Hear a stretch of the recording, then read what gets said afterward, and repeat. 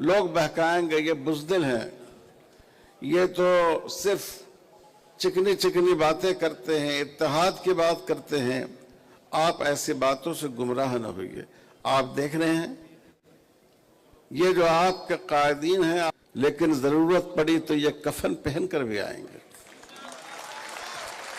آپ اپنے آپ کو اس بات کے لیے تیار رکھیے کہ آج آپ کے ہاتھوں میں گھڑی ہے، اور ضرورت پڑی تو ہم اپنے ہاتھوں کے لیے ہتھکڑیوں کو بھی قبول کریں گے، اور اپنی آواز کو ایک دوسرے کی آواز سے ملاتے ہوئے ہم اگر آگے بڑھیں گے تبھی ہم اس لڑائی کو جیت سکیں گے۔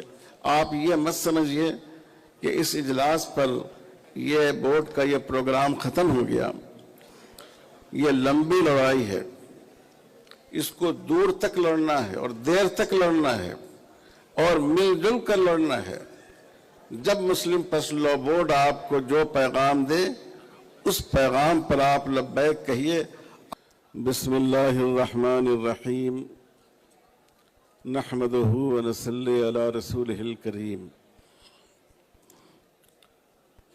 ملک بھر سے آئے ہوئے علماء، دانشوران، سیاسی قائدین، ارکان پارلیمان، محترم بھائیوں، بہنوں اور نوجوانوں،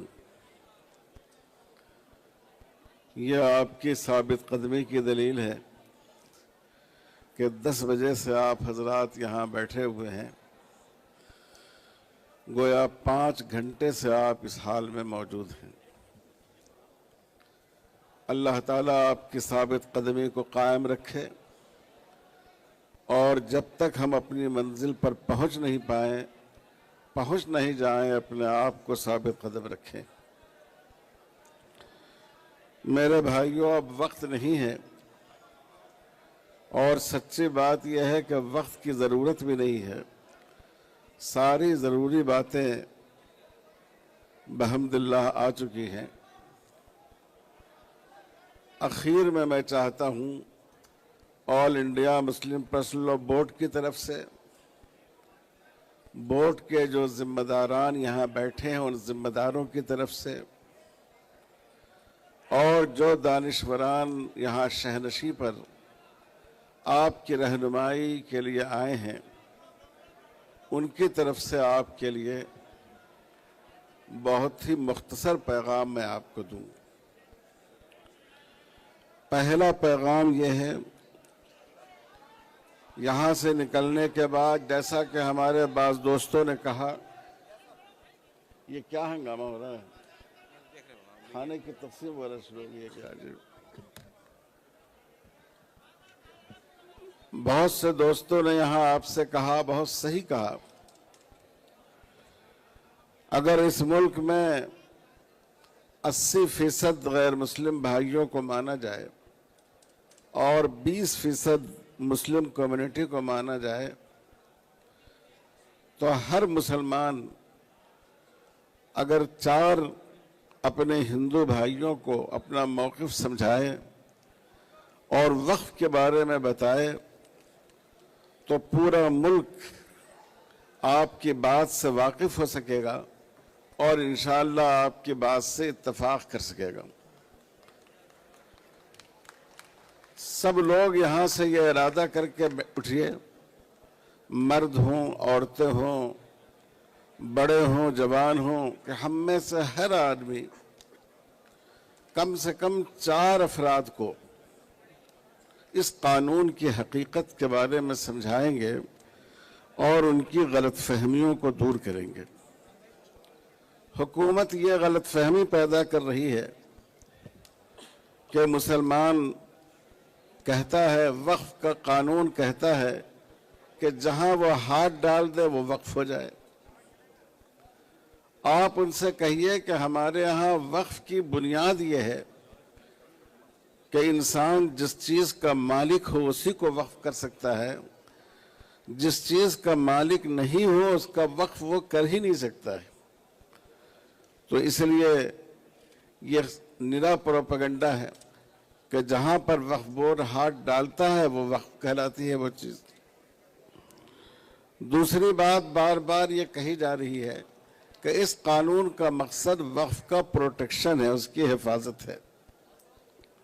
آپ نے بہت سی باتیں سنی، موٹی موٹی بات یہ ہے کہ لمیٹیشن ایکٹ سے جو استثناء تھا وقف کا، جس کا فائدہ یہ تھا کہ وقف پر جو پرانے ناجائز قبضے تھے ان قبضوں کو بھی ہٹایا جا سکتا تھا۔ اس قانون میں وقف پر بھی لمیٹیشن ایکٹ عائد کر دیا گیا ہے۔ تو اس کا نتیجہ یہ ہوگا کہ اگر وقف کی کسی زمین پر 50 سال سے بھی ناجائز قبضہ ہے تو آپ اس قبضے کو ہٹا نہیں سکیں گے۔ 12 سال سے اگر کسی کا ناجائز قبضہ ہے تو آپ اس کو ہٹا نہیں سکیں گے، اس ناجائز قبضے کو اس کا جائز قبضہ بنا دیا جائے گا۔ آپ سوچئے کہ یہ کتنا بڑا نقصان ہے۔ آپ نے ابھی سنا جو مسجدیں ہیں، جو مقابر ہیں، جو آثار قدیمہ میں آتے ہیں وہ وقف ہیں۔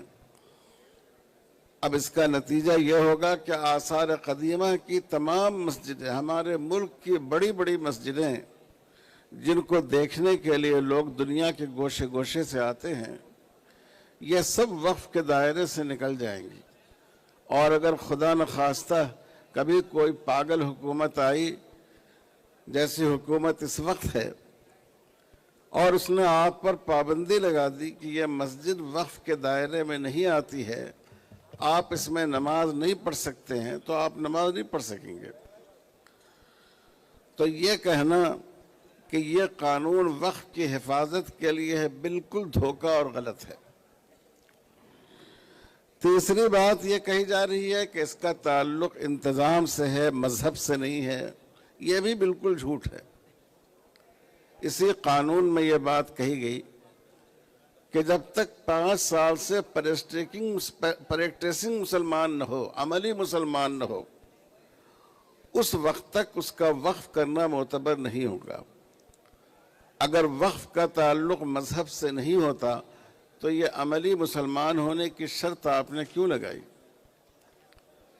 اسی قانون میں آپ نے یہ بات بتائی کہ اگر کوئی غیر مسلم کاز کے لیے، اسلامی مقاصد کے لیے وقف کرے تو وہ وقف معتبر نہیں ہوگا۔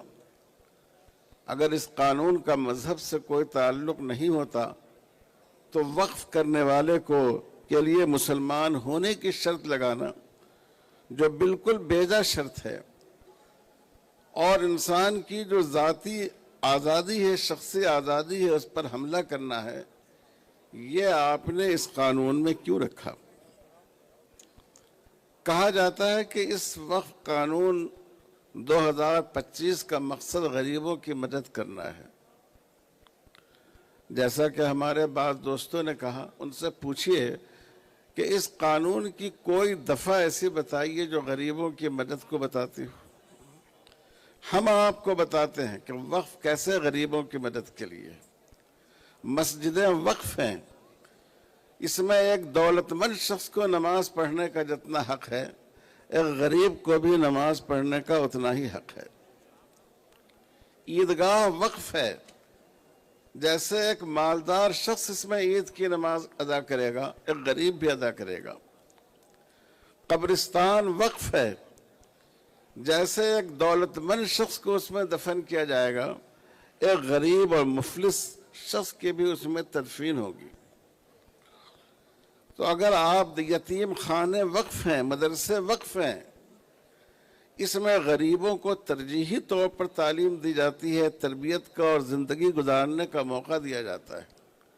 اور آپ کو معلوم ہونا چاہیے، شریعت کا ایک اصول ہے، جتنے بھی وقف ہیں، وقف کسی بھی مقصد کے لیے کیے جائیں، ان کا آخری مصرف فقراء اور غریب ہے۔ آپ نے ایک وقف کیا اپنی اولاد پر، جب تک آپ کی اولاد کا سلسلہ باقی ہے وہ اس سے فائدہ اٹھائے گی۔ اگر آپ کی اولاد یہاں سے چلی گئی، خاندان بالکل چلا گیا، خاندان ختم ہو گیا، اب وہ وقف خرچ ہوگا سماج کے غریب لوگوں پر۔ تو یہ قانون غریبوں کی مدد نہیں کرتا ہے، بلکہ شریعت میں وقف کے جو احکام ہیں وہ غریبوں کی مدد کرتے ہیں۔ ضرورت اس بات کی ہے کہ یہ دو چار باتیں جو میں نے کہیں، جس کو بار بار میڈیا والے دہرا رہے ہیں، آپ غیر مسلم بھائیوں کو خود اچھی طرح سمجھ کر اس کو سمجھانے کی کوشش کیجیے۔ دوسرا پیغام آج کے اجلاس سے All India Muslim Personal Law Board کا یہ ہے، ہمیں احتجاج کرنا ہے، یہ ہمارا جمہوری حق ہے، لیکن امن کے ساتھ، قانون کے دائرے میں رہتے ہوئے ہرگز امن کو متاثر ہونے نہیں دیجیے۔ آپ کے صفوں میں ایسے لوگ شامل ہو سکتے ہیں جن کا مقصد آپ کے احتجاج کو ناکام کرنا اور بدنام کرنا ہے، اور اللہ کا شکر ہے کہ پورے ملک میں مرشد آباد کے ایک واقعے کے سوا اس احتجاج میں کوئی ناخوشگوار واقعہ پیش نہیں آیا۔ اس وقت کیرالہ سے لے کر کشمیر تک اور مہاراشٹر سے لے کر آسام تک پورے ملک میں اس کالے قانون کے خلاف احتجاج ہو رہا ہے، لیکن کہیں کوئی ناخوشگوار واقعہ پیش نہیں آیا۔ تو ہر حال میں ہم کو امن کو برقرار رکھنا ہے۔ تیسرا پیغام یہ ہے کہ اپنے اتحاد کو قائم رکھیے۔ اللہ کا شکر ہے کہ اس وقت پہلے بھی تھا اور اس وقت بھی All India Muslim Personal Law Board کے پلیٹ فارم پر شروع سے پوری امت متحد ہے۔ آپ اس ڈائس کو دیکھیے، شہنشین کو دیکھیے، ہر مکتب فکر، ہر تنظیم، ہر جماعت، یہاں تک کہ مختلف مذاہب کے لوگ یہ بھی ہمارے ڈائس پر موجود ہیں۔ ہر قیمت پر اس اتحاد کو قائم رکھیے۔ حکومت چاہتی ہے کہ آپ کے اتحاد کو توڑ دے۔ اب یہ بوہروں کے بارے میں ایک شوشہ چھوڑ دیا گورنمنٹ نے، بالکل جھوٹی بات ہے۔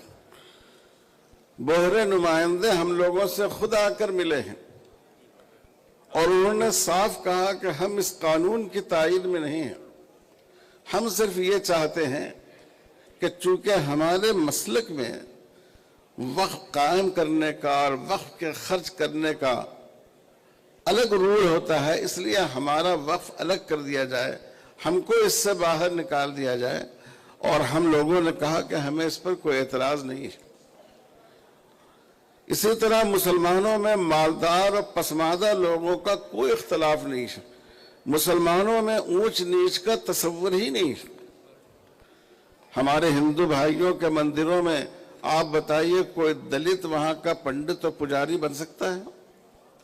لیکن آپ دن رات اپنی مسجد میں دیکھتے ہیں کہ ایک مسلمان نوجوان نہایت ہی نچلے سماج سے اٹھتا ہے، وہ امام ہوتا ہے، آپ اس کے مقتدی ہوتے ہیں۔ جب آپ نماز پڑھتے ہیں تو جہاں اس کا پاؤں ہوتا ہے وہاں آپ کا سر ہوتا ہے۔ یہ اس مذہب کی خوبصورتی ہے، اور اس مذہب کی خوبصورتی سے اس ملک میں فائدہ اٹھایا گیا ہے۔ یہاں جو تحریکیں اٹھی ہیں مساوات کی، وہ آپ کی دین ہے، وہ آپ نے ان تک وہ پیغام پہنچایا ہے۔ تو میرے بھائیوں، ہر قیمت پر ہمیں اپنے اتحاد کو رکھنا ہے۔ لوگ ایسے مسائل کو چھیڑنے کی کوشش کریں گے کہ آپ آپس کے اختلاف میں الجھ جائیں۔ ہرگز اس الجھاؤ سے اپنے آپ کو بچا کر رکھنا ہے۔ ہم علماء سے خاص طور پر گزارش کرتے ہیں، ہمارے درمیان چھوٹے موٹے فروعی اختلاف بھی ہو سکتے ہیں، اعتقادی اختلاف بھی ہو سکتے ہیں، ہم ان کو اپنی درسگاہوں تک محدود رکھیں، لیکن عوام میں ہم ان مسائل کو نہ لائیں اور ایک سیسا پگھلائی ہوئی دیوار کی طرح اس ظلم کے مقابلے میں اور ظالموں کے مقابلے میں کھڑے رہیں۔ اور چوتھا پیغام مسلم پرسنل لاء بورڈ کا آپ حضرات کے لیے یہ ہے کہ کبھی بھی اپنا حوصلہ نہیں ہاریں، ہمت اور حوصلے کے ساتھ ہم رہیں۔ اسلام کی نظر میں اقلیت اور اکثریت کوئی چیز نہیں ہے۔ جب رسول اللہ صلی اللہ علیہ وسلم نے مکہ میں توحید کی آواز بلند کی تو ایسے مسلمان ایسی اقلیت تھی کہ جن کا آغاز ایک فرد سے ہوا تھا۔ لیکن ہمارا حوصلہ ہمیشہ قائم رہنا چاہیے، اور All India Muslim Personal Law Board جو ہدایت دے اس کے مطابق ہماری درخواست ہے کہ آپ سب اس پر عمل کریں۔ لوگ بہکائیں گے یہ بزدل ہیں، یہ تو صرف چکنی چکنی باتیں کرتے ہیں، اتحاد کی بات کرتے ہیں۔ آپ ایسی باتوں سے گمراہ نہ ہوئیے۔ آپ دیکھ رہے ہیں یہ جو آپ کے قائدین ہیں آج شیروانی اور عبا پہن کر آئے ہیں، لیکن ضرورت پڑی تو یہ کفن پہن کر بھی آئیں گے۔ آپ اپنے آپ کو اس بات کے لیے تیار رکھیے کہ آج آپ کے ہاتھوں میں گھڑی ہے، اور ضرورت پڑی تو ہم اپنے ہاتھوں کے لیے ہتھکڑیوں کو بھی قبول کریں گے۔ حوصلے کے ساتھ، دانشمندی کے ساتھ، شجاعت کے جذبے کے ساتھ، اپنے اتحاد کو باقی رکھتے ہوئے اور اپنی آواز کو ایک دوسرے کی آواز سے ملاتے ہوئے ہم اگر آگے بڑھیں گے تبھی ہم اس لڑائی کو جیت سکیں گے، اور تبھی ہمیں اس میں کامیابی حاصل ہوگی۔ آپ یہ مت سمجھیے کہ اس اجلاس پر یہ بورڈ کا یہ پروگرام ختم ہو گیا۔ یہ لمبی لڑائی ہے، اس کو دور تک لڑنا ہے اور دیر تک لڑنا ہے اور مل جل کر لڑنا ہے۔ جب مسلم پرسنل لاء بورڈ آپ کو جو پیغام دے اس پیغام پر آپ لبیک کہیے۔ آگے بڑھنے کو کہا جائے تو آگے بڑھیے، اور پیچھے ہٹنے کو کہا جائے تو ڈسپلن کے تحت اور انتظام کے تحت پیچھے ہٹیے۔ اللہ تعالی ہم سب کو اس کی توفیق عطا فرمائے، ہماری وحدت کو برقرار رکھے، اور ہماری ہم سب کی مہم کو کامیابی سے ہمکنار فرمائے۔ ربنا تقبل منا انک انت السمیع العلیم، وصلی اللہ علی خیر خلقہ محمد وعلی آلہ واصحابہ اجمعین، والحمد للہ رب العالمین۔